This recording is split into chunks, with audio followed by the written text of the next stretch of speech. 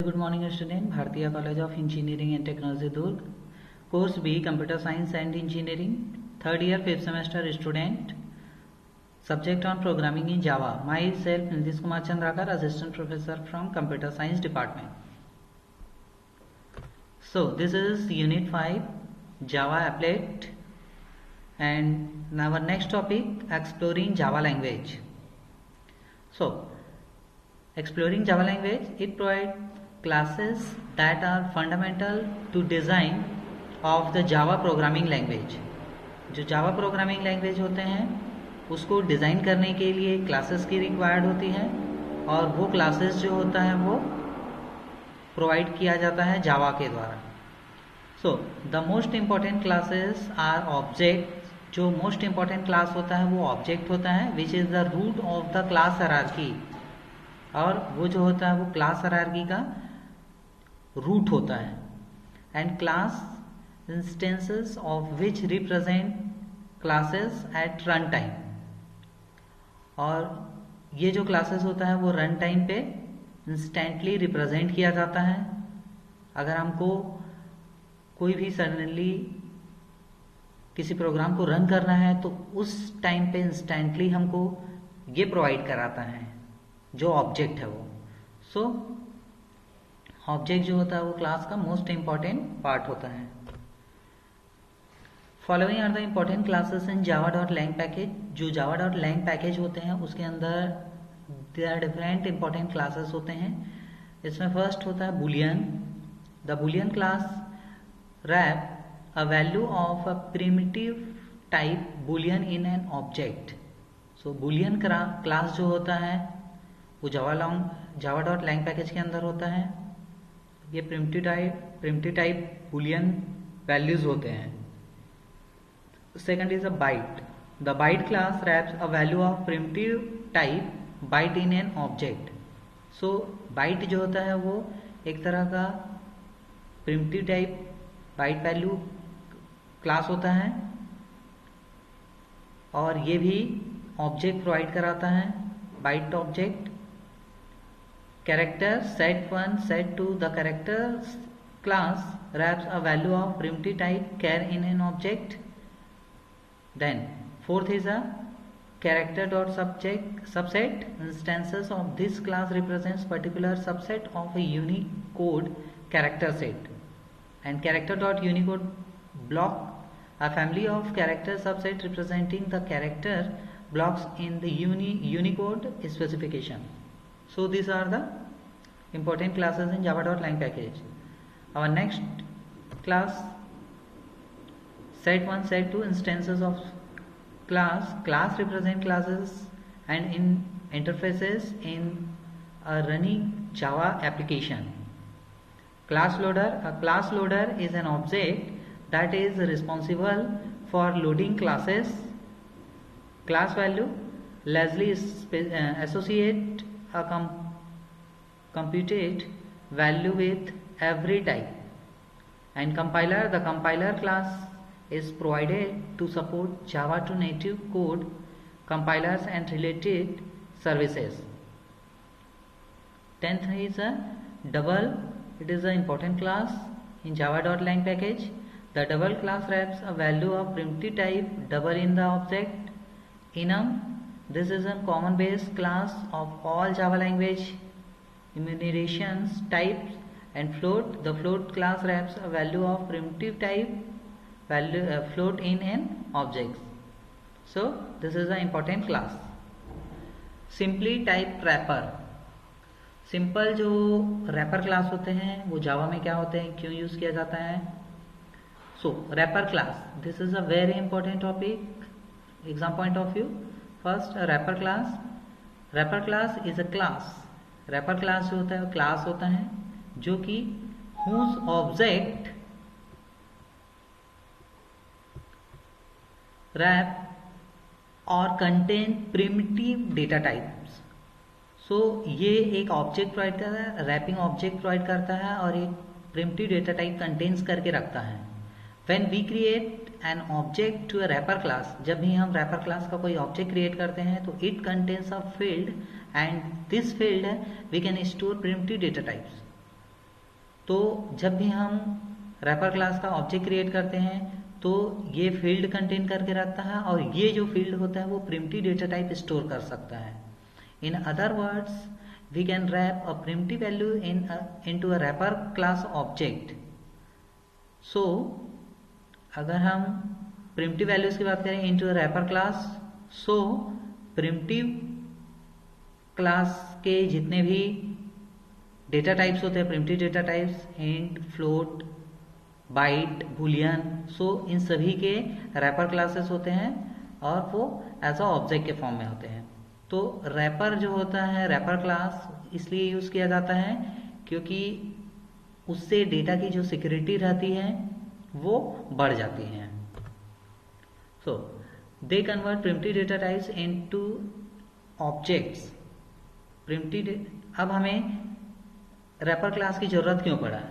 Need of wrapper classes. So they convert primitive data types into object. तो ये जो होता है वो प्रिमिटिव डेटा टाइप्स को ऑब्जेक्ट के फॉर्म में कन्वर्ट करता है. Objects are needed if we wish to modify the argument passed into a method, because primitive data type are passed by value. जो प्रिमिटिव डेटा टाइप होते हैं वो value pass करते हैं, और हमें कोई भी वैल्यू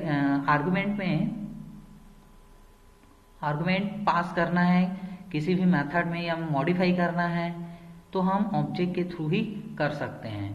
तो रैपर क्लास जो होता है वो क्या करता है? प्रिमिटिव डेटा टाइप्स को ऑब्जेक्ट के फॉर्म में कन्वर्ट करता है.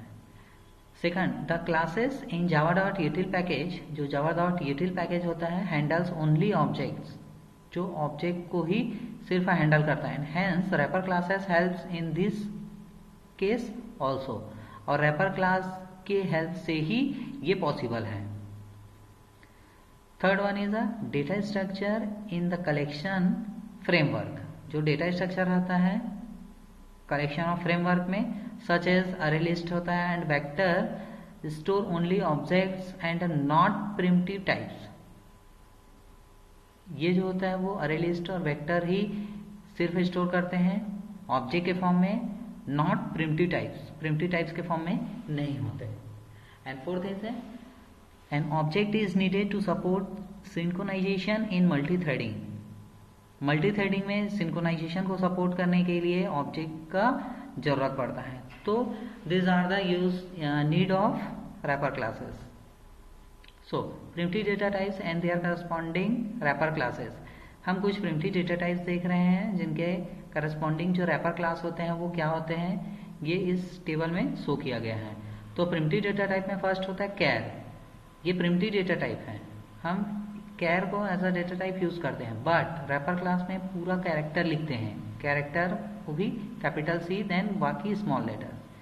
प्रिमिटिव डेटा टाइप में बाइट है, रैपर क्लास में कैपिटल B हो जाएगा बाइट. शॉर्ट का शॉर्ट होता है, इंट का इंटीजर होता है, लॉन्ग का कैपिटल लॉन्ग हो जाएगा, फ्लोट का फ्लोट, डबल का डबल, बुलियन का बुलियन. बाकी सारे फर्स्ट लेटर जो है वो कैपिटल रहते हैं रैपर क्लास में. So this are the primitive data types and their corresponding wrapper classes.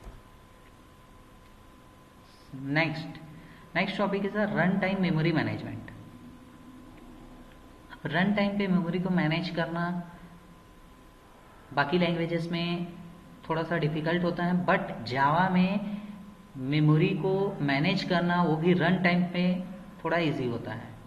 So in Java memory management is the process of allocation and deallocation of objects. जो Java में memory manage करना वो एक process है, allocation और D allocation of object, किसी भी object का लोकेशन और D allocation is called memory management. उसी को मेमोरी मैनेजमेंट कहा जाता है. जो ऑब्जेक्ट्स है उसके एलोकेशन करना या डीलोकेशन करना का जो प्रोसेस होता है करने का, उसी को मेमोरी मैनेजमेंट कहा जाता है. Java does memory management automatically. Java जो है वो ऑटोमेटिकली मेमोरी मैनेजमेंट कर सकता है. Java uses an automatic memory management system called an garbage collector. और इसी चीज को यही जो यूज करते हैं मेमोरी ऑटोमेटिक जो मेमोरी मैनेजमेंट सिस्टम रहता है उसी को गार्बेज कलेक्टर कहते हैं. सो आपको what do you mean by garbage collector करके क्वेश्चन भी आ सकता है. तो आपको ध्यान देना है कि जो जावा में ऑटोमेटिक मेमोरी मैनेजमेंट करने का जो प्रोसेस रहता है या सिस्टम कॉल्ड रहता है उसी को गार्बेज कलेक्टर कहते हैं। Thus, we are not required to implement memory management logic in our application. Java memory management divided into two major parts. First, JVM memory structure and working of the garbage collector. So, these are the two part of memory management. So, JVM memory structure. अब जो Java virtual machine होता है उसका memory structure कुछ इस तरह से आपको दिखेगा. So, JVM creates a various runtime data area in a heap. These areas are used during the program execution. The memory area are destroyed when JVM exists, whereas the data area are destroyed when the thread exists. So JVM memory structure में first method area होता है, second one is a heap area and third one is a stack area and fourth one is a PC register और next और last is the native method stack.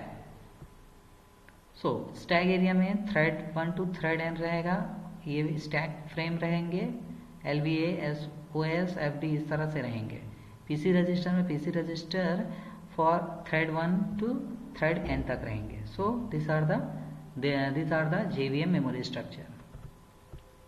So first what is method area? Method area क्या होता है? Method area is the part of heap memory. जो ये method area होता है ये हीप एरिया का पार्ट होता है, हीप मेमोरी का, which is shared among all the threads. जितने भी थ्रेड्स रहते हैं सभी शेयर रहते हैं। It creates when the JVM starts up. जैसे ही हम JVM ये जो है क्रिएट होता है जब JVM स्टार्ट होता है। It is use to store class structure, super class name, interface name and constructors. The JVM stores the following kind of information in the method area. जो JVM होता है वो कुछ information जो है method area में store करता है। And second one is a heap area. This is a heap area. Heap area the actual objects. Heap store जो होता है, heap stores actual objects. वो object को store करता है जो heap area है वो। It creates when JVM starts. जैसे ही JVM स्टार्ट होता है ऑटोमेटिकली ये हीप एरिया क्रिएट होता है। The user can control the heap if needed. अगर यूजर को लगता है कि हीप कुछ जरूरी है कंट्रोल करने के लिए तो हीप के थ्रू कंट्रोल कर सकते हैं, हीप एरिया के through. It can be of fixed और dynamic size. When you use a new keyword, the JVM creates an instance for the object in a heap, while the reference of that object is stored in the stack. There exists only one heap for each running JVM process. When heap becomes full, the garbage is collected. For example, string builder is a class name. This is a SV is the object, and new string builder. This is a definition of class. Third one is the reference type. There are 4 types of references. Java में 4 types of references होते हैं। First strong होता है, second weak, third soft and phantom reference. So the different among of type of references is that the object on the heap they refer to are eligible for garbage collecting under the different criteria. So strong reference, it is very simple as we use it in our daily programming. Any objects while has strong reference attached to it not eligible for garbage collection. We can create a strong reference by using the following statement: strong string builder, SB is object, and new string builder. Last one is stack area. Stack area generates when a thread creates. जब thread create होता है तब ये strong area generate होता है। It can be of either fixed or dynamic size. ये either fixed भी हो सकता है, dynamic size भी हो सकता है। The stack memory is allocated per thread. Stack memory जो होता है वो per thread allocate होता है। It is used to store data and partial results. इसका यूज जो होता है वो डेटा को स्टोर करने के लिए, पार्शियल रिजल्ट लेने के लिए यूज किया जाता है। So it contains the references to heap objects. It also holds the value itself rather than a reference to an object from the heap. The variables which are stored in the stack have certain visibility called scope. So this is the JVM memory structure. I hope this topic is clear. If any doubt, so comment section. Thank you.